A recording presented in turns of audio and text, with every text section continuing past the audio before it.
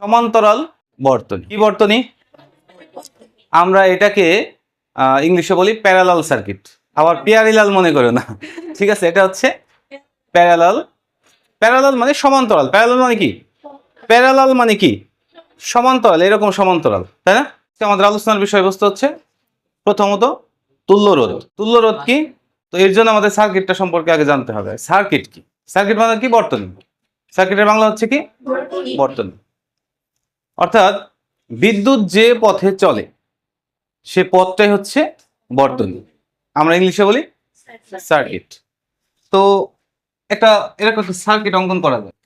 ধরো এইটা হচ্ছে বিদ্যুতের উৎস, এটা হচ্ছে বিদ্যুতের উৎস। এই যে বড় দাগটা দেখতে পাচ্ছ, এটা হচ্ছে পজিটিভ প্রান্ত, আর এই ছোট যেটা সেটা হচ্ছে নেগেটিভ প্রান্ত। এটা একটা কিসের চিত্র তোমরা বলতে পারো? এর আগে দেখানো হয়েছিল কোষ, তাই না? যদি একাধিক কোষ এখানে সংযুক্ত করি তাহলে সেটা হয়ে যাবে ব্যাটারি। ওকে, তাহলে এই যে একটা সোর্স মানে বিদ্যুতের উৎস, এখান থেকে আমরা তার বের করে নিয়েছি পজিটিভ প্রান্ত এবং নেগেটিভ প্রান্ত থেকে। এরপরে আমরা যদি এরকম ভাবে যুক্ত করি, এখানে ধরো একটা, হ্যাঁ বর্তনী আমি তো সেদিন দেখাইছিলাম, তাই না? আমি এখন রোধ দিয়ে বর্তনী তৈরি করবো, মানে রোধের বর্তনী, মানে রোধের বর্তনী, রেজিস্ট্যান্সের। ওকে, কারণ আমরা জানি যে কোনো সার্কিট সেটা একটা একটা একটা মোবাইলের চার্জারের সার্কিটও হতে পারে, সেখানে রোধ ব্যবহার করা থাকে। যে কোনো সার্কিট রোধ ছাড়া কখনো সার্কিট হয় না, ঠিক আছে? তো আমরা এখানে রোধের যেই সার্কিটগুলো আছে সেইগুলোর সাথে একটু পরিচিত হব। তো এরকম থাকতে পারে, ধরো এখানে একটা রোধ R1, তারপরে আরেকটা রোধ আছে কি R2, ধরো আরেকটা রোধ এখানে আছে R3, ঠিক আছে? এই তিনটা রোধ আছে মনে করো। এই সার্কিটের মধ্যে কয়টা রোধ আছে? তিনটা। সার্কিটের অনেক কিছু থাকতে পারে, সুইচ থাকতে পারে, ডায়োড থাকতে পারে, তারপরে হচ্ছে তোমার কি কুণ্ডলী মানে কয়েল থাকতে পারে, যে ফ্যানের মধ্যে কয়েল আছে, তাই না? এরকম অনেক কিছু থাকতে পারে। তো আমরা এখানে শুধুমাত্র রোধের সার্কিটটা দেখছি। তাহলে রোধ R1, R2, R3, তিনটা রোধ এখানে আছে, ঠিক আছে? আচ্ছা, এখন এইখান থেকে আমরা প্রচলিত দিক কি ধরি? পজিটিভ প্রান্ত থেকে বের হবে বিদ্যুৎটা নাকি নেগেটিভ প্রান্ত থেকে? প্রচলিত দিক অনুসারে পজিটিভ প্রান্ত থেকে বের হবে। আর এখানে যে ধরনের ম্যাথ করা আছে, সার্কিট অঙ্কন করা আছে, সবগুলোই এখানে প্রচলিত দিকটাকেই ব্যবহার করা হয়েছে, প্রকৃত দিক নয়। তাহলে এই ক্ষেত্রে আমরা এখান থেকে ইলেকট্রন মানে কি বিদ্যুৎটাকে বের করব, আই কারেন্ট, তাই না? এখান দিয়ে যাবে না আই কারেন্টটা, শেষ পর্যন্ত কোথায় আসবে? নেগেটিভে। পজিটিভ প্রান্ত থেকে বের হবে এবং নেগেটিভে গিয়ে সে, কারণ বিদ্যুতের ধর্মই হচ্ছে এভাবে প্রচুর মানে কি চলা, তাই না? এই পথে চলা, অর্থাৎ পজিটিভ প্রান্ত থেকে নেগেটিভ প্রান্তের দিকে চলা। আর এর মধ্যে যা থাকবে সবগুলোর মধ্যে দিয়ে কারেন্ট প্রবাহিত হবে, ঠিক আছে? বিদ্যুৎ প্রবাহ। আচ্ছা, একটা বিষয় মাথায় রাখো, এখানে দেখো একাধিক কোনো রাস্তা আছে কিনা? একটা রাস্তা কিনা বলো তো? রাস্তা কয়টা এখানে? নাকি একাধিক কোনো রাস্তা আছে? ভাগ হয়ে যাওয়া কোনো রাস্তা আছে? না। তাহলে এই একটাই যেহেতু রাস্তা, শুধুমাত্র দিক পরিবর্তন করেছে। দেখো এখানে একবার দিক পরিবর্তন করেছে, এখানে একবার দিক পরিবর্তন করেছে, এখানে একবার, এইখানে একবার, এই কয়েকবার দিক পরিবর্তন করেছে মাত্র, কিন্তু রাস্তা কোনো ভিন্নতা নাই। রাস্তার কোনো কি নাই? আচ্ছা, যদি এরকম সার্কিট কখনো দেখো যে রাস্তা আলাদা না, শুধু দিক পরিবর্তন করেছে, তখন মনে রাখবা এই রাস্তাতে যতগুলো রোধ বা উপকরণ থাকুক না কেন সবগুলোই শ্রেণী সমবায়ে আছে। কি সমবায়ে আছে? আমরা এই ধরনের সার্কিটকে বলি শ্রেণী বর্তনী বাংলায়, আর ইংলিশে বলি সিরিজ সার্কিট। কি সার্কিট? সিরিজ সার্কিট বা শ্রেণী বর্তনী। তাহলে শ্রেণী বর্তনীতে উপকরণগুলো কিভাবে যুক্ত থাকে? পর পর সাজানো থাকে, অর্থাৎ ভিন্ন কোনো রাস্তা থাকে না, ভিন্ন কোনো রাস্তা পরিবাহী পথ থাকে না। একটা পথ থাকবে কিন্তু সেই পথে অনেকগুলো উপকরণ পরপর সাজানো থাকবে। এই ধরনের সার্কিটকে আমরা কি বলবো? Series circuit. কি বলবো বাংলায়? শ্রেণী বর্তনী। এখানে রোধের শ্রেণী বর্তনী। তাহলে এই রোধগুলো কিসে সংযুক্ত আছে? শ্রেণী সমবায়ে। কিসে সংযুক্ত আছে? আচ্ছা, এবার খেয়াল করি, যেহেতু রাস্তা ভিন্ন নেই, তাহলে একটা রাস্তা দিয়ে যাচ্ছে, সুতরাং কারেন্ট ভিন্ন হবে না, অর্থাৎ একই কারেন্ট সবগুলো উপকরণের মধ্যে দিয়ে প্রবাহিত হবে, একই কারেন্ট। তাহলে এখান থেকে যদি আমরা আই কারেন্ট বের করি, তাহলে এখান দিয়ে আসে আই কারেন্টই থাকছে, ঠিক কিনা বলো তো? যখন এখানে আসছে সব আই কারেন্টই এরকম ভাবে আসছে, ঠিক তো? আই কারেন্ট মানে পরিবর্তন হচ্ছে না, কারেন্টের কোনো পরিবর্তন হচ্ছে না, কিন্তু চেঞ্জ হবে কি? চেঞ্জ হবে বিভব। চেঞ্জ হবে কি? এর আগের একটা ম্যাথ করেছিলাম, সেখানে আমরা দেখেছি বিভব চেঞ্জ হয়ে যাচ্ছে। 6 ভোল্ট ছিল, পরে 5 ভোল্ট, তারপরে 3 ভোল্ট, তারপরে 0 হয়ে গিয়েছিল, মনে আছে আগের ম্যাথটা? আচ্ছা, যাই হোক, এখানে তাহলে মনে রাখতে হবে, একটা মাথায় নোট করো অথবা খাতায় নোট করো যে শ্রেণী বর্তনীতে, কোন বর্তনীতে? শ্রেণী বর্তনীতে যে উপকরণগুলো থাকে সেই উপকরণগুলোর মধ্যে দিয়ে একই পরিমাণ কারেন্ট প্রবাহিত হয়, একই পরিমাণ কারেন্ট, ভিন্ন কারেন্ট প্রবাহিত, কিন্তু চেঞ্জ হয়ে যায় কি? বিভব। চেঞ্জ হয়ে যায় কি? তাহলে ধরলাম এইখানে যে বিভবটা ছিল সেটা তো তড়িৎচালক শক্তি হিসেবে ছিল, তাই না? এটা হচ্ছে ই বলি আমরা, এটাকে কি বলি? ই। আর এই যে আর অন এর মধ্যে দিয়ে যখন গেল, এর এর দুই প্রান্তের বিভব হচ্ছে মনে করো ভি অন, এই দুই প্রান্তের বিভব হচ্ছে মনে করো ভি টু, এই দুই প্রান্তের বিভব হচ্ছে মনে করো ভি থ্রি। এইভাবে বিভব পরিবর্তন হয়ে গেছে। কি হয়ে গেছে বলো? বিভবের পরিবর্তন হয়ে গেছে না? এখন মনোযোগ দিয়ে, এই সিরিজ সার্কিটের মানে শ্রেণী বর্তনীর তুল্য রোধ বলতে আমরা কি বুঝি? শ্রেণী বর্তনীর তুল্য রোধ বলতে আমরা কি বুঝি একবার সহজ ভাষায় জানবো, ঠিক আছে? কোনো মানে প্যাচ নাই। যদি তুমি মনে করো যে প্যাচ, তাহলে তোমার জন্য অনেক কঠিন হবে। সহজ ভাষায় বুঝো যে একটা শ্রেণী বর্তনীতে যতগুলো উপকরণ আছে মানে রোধ আছে, সবগুলো রোধ যদি তুলে নিই, একটা একটা করে সব তুলে নিয়ে ফেলে দিই, আর তার পরিবর্তে যদি একটা রোধ ব্যবহার করি, আর সেই রোধটা যদি ওই সবগুলো যেগুলো তুলে ফেলে দিয়েছি ওইগুলোর সমান সমান পরিমাণ কাজ করে, সমতুল্য কাজ করে, আমরা ওই একটা রোধকে ওই সবগুলো রোধের কি রোধ বলবো? তুল্য রোধ। ঠিক আছে? আচ্ছা, তাহলে এইখানে R1 R2 R3 সব তিনটা রোধকে তুলে ফেলে দিলাম, তার পরিবর্তে কয়টা রোধ ব্যবহার করলাম? ওই একটা রোধকে এই তিনটা রোধের কি বলবো?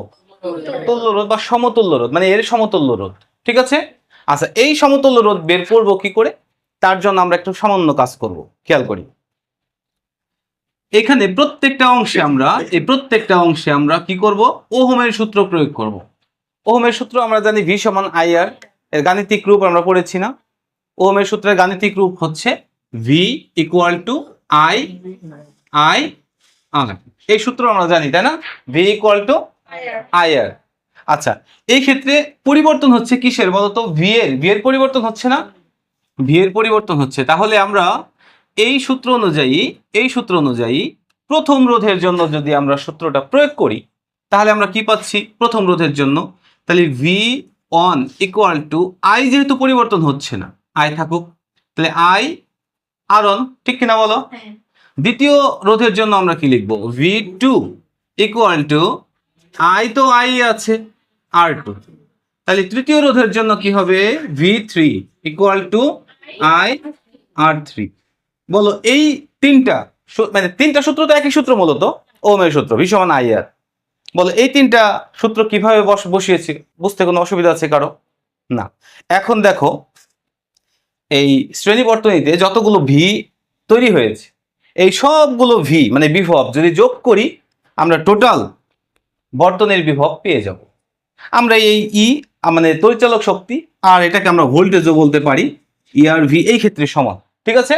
বাইরের বর্তনীতে চলে গেলেই রোধের কারণে বিভব পতন হয়, আমরা এর আগের অঙ্কটাতে করেছি। তো যাই হোক, ভি, এখন মনে করো যে সবগুলো যোগ করে একটা ভি পেলাম। কয়টা ভি পেলাম? একটা ভি পেলাম। ঠিক আছে? আর এই সবগুলো রোধ তুলে দিয়ে একটা রোধ পেলাম, সেটা হলো তুল্য রোধ। সেইটাকে আমরা বললাম সিরিজ সমবায়ের জন্য তুল্য রোধ হচ্ছে আর এস। সিরিজ সার্কিটের জন্য তুল্য রোধ কি বলো? আর এইচ। ঠিক আছে? সিরিজ সার্কিটের জন্য। আচ্ছা, তাহলে আর এস এর মানটা আমাদের বের করা টার্গেট, মানে তুল্য রোধ বের করবো এখান থেকে। ঠিক আছে? এই সমীকরণটা আমরা প্রতিষ্ঠা করছি এখন। তাহলে এখন আমরা ওহমের সূত্র তো আমরা পেলাম, এখন আমরা কি করব? আমরা জানি যে এই তিনটা ভি যোগ করলে টোটাল ভি পাবো, তাই না? টোটাল কি পাবো? ভি পাবো। ওকে, তাহলে আমরা পাচ্ছি ভি ইকুয়াল টু, খেয়াল করি, V equal to V one plus V two plus V three. ঠিক কিনা বলো? আচ্ছা, আমরা মানটা বসাই। তাহলে ভি এর পরিবর্তে আমরা লিখতে পারি কি? আই আর। তাহলে এই ক্ষেত্রে আমরা এই তুল্য রোধ যেহেতু ব্যবহার করছি, তাহলে এই ক্ষেত্রে সবগুলো আর ওয়ান আর টু আর থ্রি রোধ তুলে দিয়ে কোন রোধ ব্যবহার করেছি, তাহলে আমরা কি বলবো আর এস। তাহলে I R S equal to V ওয়ানের পরিবর্তে কি লিখবো, যেটা লিখে আমরা বের করেছি আগে। তাহলে আই বলো কি R one plus I R two plus I I R three, ঠিক না? এখন এইখান থেকে আমরা যদি আই কমন নিই, খেয়াল করি আই যদি কমন নিই তাহলে কি পাবো, আর one plus R two plus R three, ঠিক তো? এটা কি সমান বলো তো, আই আর এস সমান।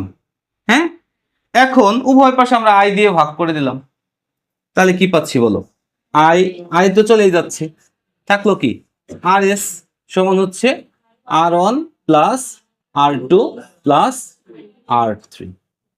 হ্যাঁ, এইটাই হচ্ছে তুল্য রোধ বের করার সূত্র। দেখো তো মনে আছে কিনা, গতদিন আমরা এই সূত্রটা ইউজ করেছিলাম কিনা। দেখ, গতদিন আমরা ফার্স্টেই তুল্য রোধ বের করেছিলাম না, তখন এই সূত্রটা আমি বলেছিলাম সবগুলো রোধ যোগ করে দিতে হবে। কেন করতে হবে, এই যে এই কারণে, কারণ এটা হলো সূত্র শ্রেণী সমবায়ের তুল্য রোধ বের করার। এই সূত্রটা কিসের বলতো, তাহলে শ্রেণী সমবায়ে যদি রোধগুলো থাকে তাহলে তার তুল্য রোধ বের করার জন্য যতগুলো রোধ থাকবে ততগুলো রোধ আমরা কি করে দেব, ডিরেক্ট যোগ করে দেব। ডিরেক্ট কি করে দেব, যোগ করে দেব। এই তো শেষ, এইটা হচ্ছে শ্রেণী সমবায় তুল্য রোধ বের করার সূত্র। তাহলে বলতো এই ক্ষেত্রে যতগুলো রোধ, তাহলে এখানে অনেক অসংখ্য রোধ থাকতে পারে, এন পর্যন্ত রোধ থাকতে পারে অসংখ্য, ঠিক আছে? তাই সেই ক্ষেত্রে আমরা তুল্য রোধ বের করার সূত্রটা এইটার মতো করে আমরা লিখতে পারি। দেখো কিভাবে লিখবো, ধরো তখন যদি এন পর্যন্ত থাকে তাহলে আমরা সূত্রটা প্রতিষ্ঠা করি এইভাবে, যে R S equal to R one plus R two plus R three plus dot dot dot dot plus R N, মানে যতগুলো থাকবে ততগুলো যোগ করে দেবো। এইটা হচ্ছে শ্রেণী সমবায় তুল্য রোধ বের করার সূত্র।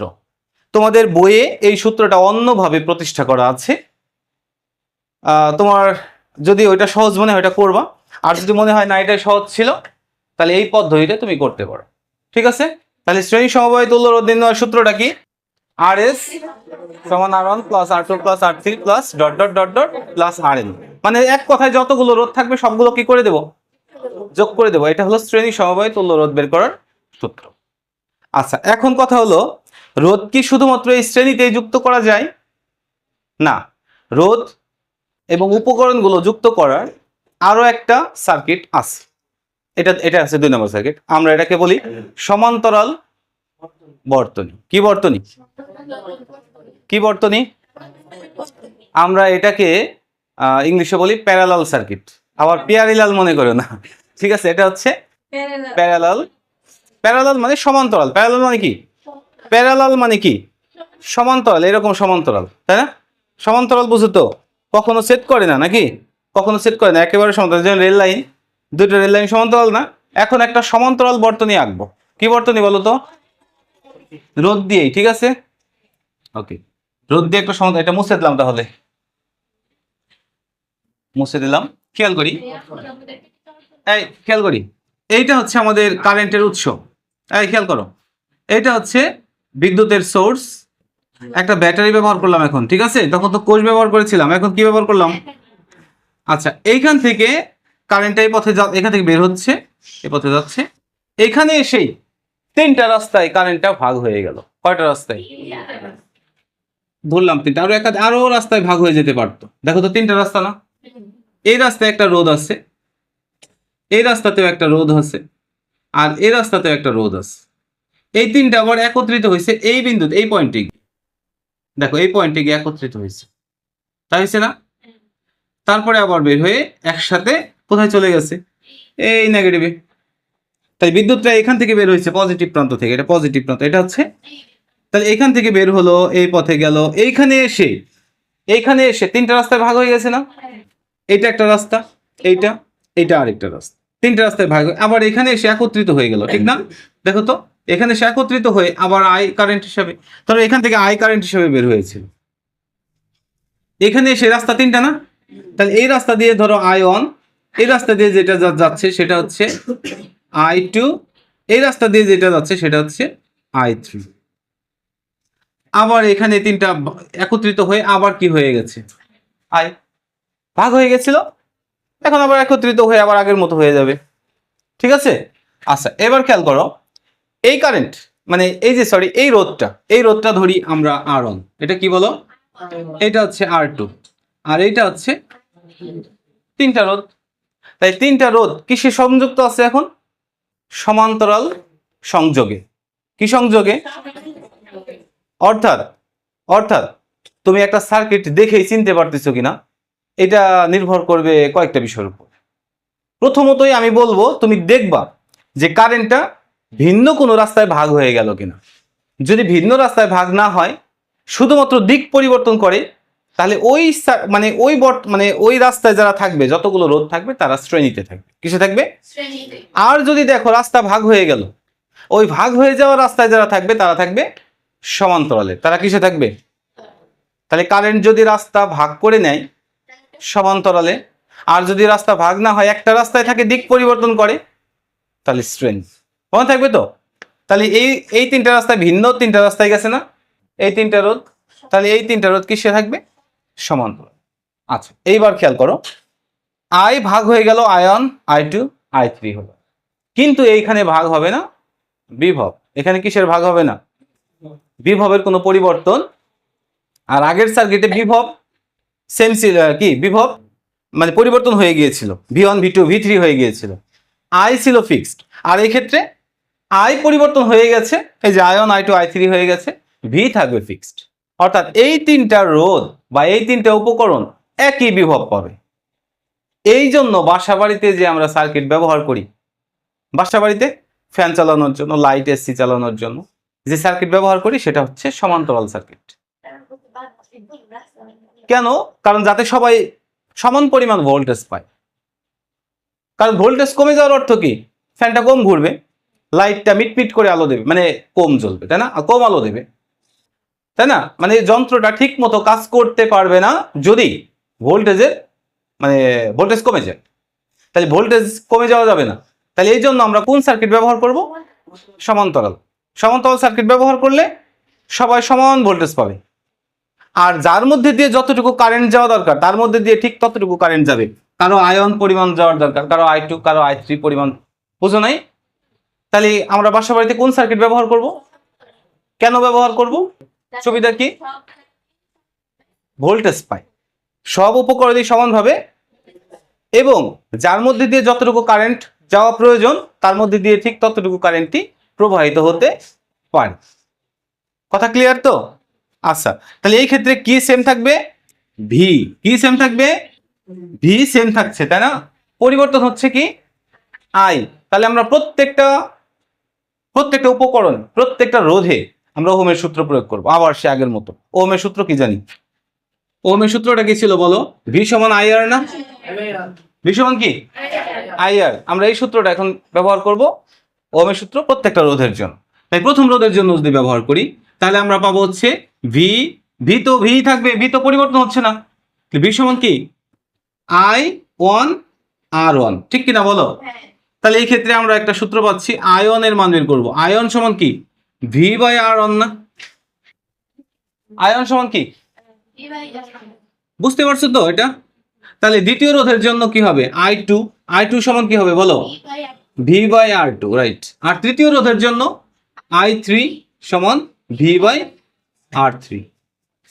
বলো, এটা বুঝতে কারো অসুবিধা আছে? অসুবিধা আছে কারো?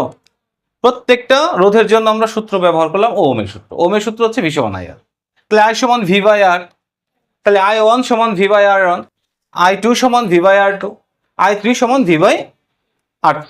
তাহলে এখন বলো, এই সবগুলো I যদি আমরা আবার যোগ করি, I1 I2 I3 যদি যোগ করি আমরা কি পাবো? আবার I ফিরে পাবো।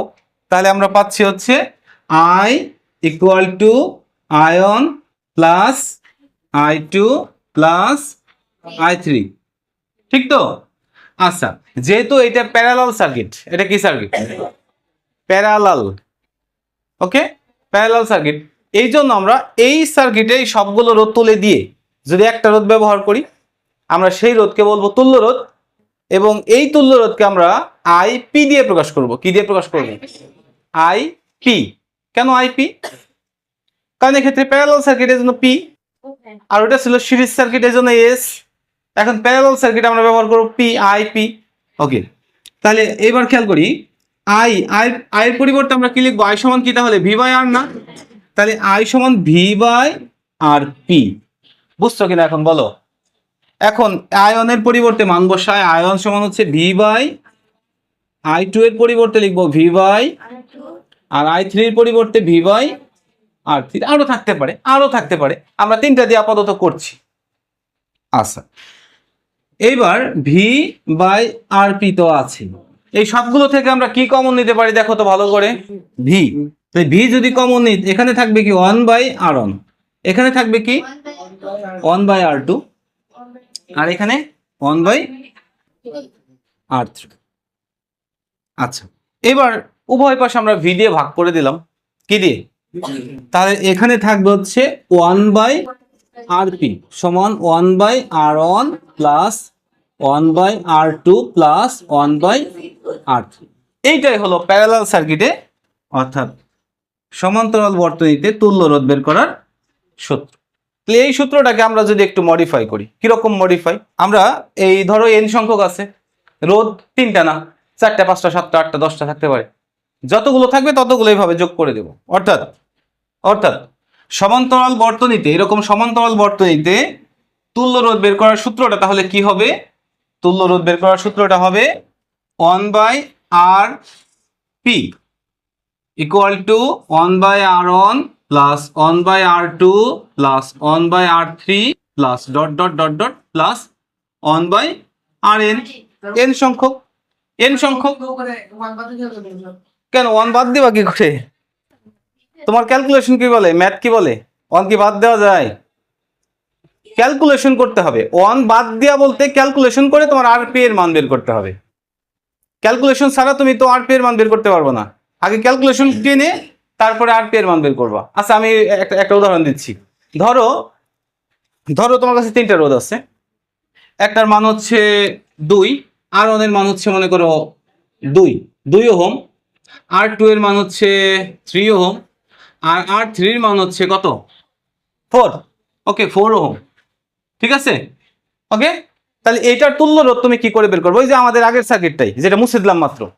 এই সার্কিটে আর ওয়ান আর টু আর থ্রির মান মনে করে দেওয়া আছে, তোমাকে আরপি এর মান বের করতে হবে। তাহলে মান বসিয়ে দিই, তাহলে আমরা আর থ্রি পর্যন্ত লিখবো, সূত্রের মধ্যে আর থ্রি পর্যন্ত লিখবো, ঠিক আছে। এই পর্যন্ত লিখে আমরা মান বসাবো। 1 বাই কত? আর ওয়ানের মান কত? 2, 1 বাই 3, 1 বাই 4। এইবার আমাদের এখানে লসাগু টানতে হবে। 2, 3 এবং 4 এর লসাগু কত হবে? 12, তাই না? তাহলে 6 দুগুণে 12, 6 প্লাস 3 4 12 আর 3, তাই তো? আচ্ছা, এইটাকে আমরা যদি এখন উল্টে দেই, খেয়াল করি, তাহলে আর আর পি এটাকে উল্টে দিচ্ছি, এটাকে উল্টে দেব, তাই না? আমরা এটাকে কি বলি? পক্ষান্তর।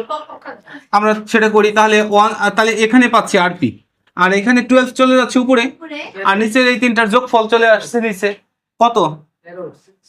13। তাহলে এত ওহম, এটাই তুল্য রোধ। তুমি এটাকে পয়েন্টে যদি আনতে চাও, দশমিক সংখ্যায়, তাও আনতে পারো। দশমিক সংখ্যা আনলে কত হচ্ছে? ক্যালকুলেটর দিয়ে করে দেখো তো। 12 বাই 13 কত হচ্ছে দেখো? 0.9230। তাহলে 923 এই পর্যন্তই, এত ওহম। এটা অ্যান্সার, এইটাই হচ্ছে তুল্য রোধ। এটা কি বলো? তাহলে আমরা এইভাবে তুল্য রোধ বের করতে পারি। বিষয়টাকে আমি বুঝাইতে পারলাম এখন? এই তাহলে 1 কি সরাসরি 1 কি বাদ দিয়ে দেওয়া যায়? তাহলে বাদ দিতে গেলে এইভাবে বাদ দিতে হবে, অর্থাৎ ম্যাথটা আগে করে তারপরে পক্ষান্তর করতে হবে, ঠিক আছে? তাহলে বের হয়ে যাবে। তো এইভাবে আমরা তুল্য রোধের মান বের করতে পারি, ঠিক আছে? তাহলে এই পর্যন্ত, সবাই ভালো থাকো, সুস্থ থাকো, আল্লাহ হাফেজ।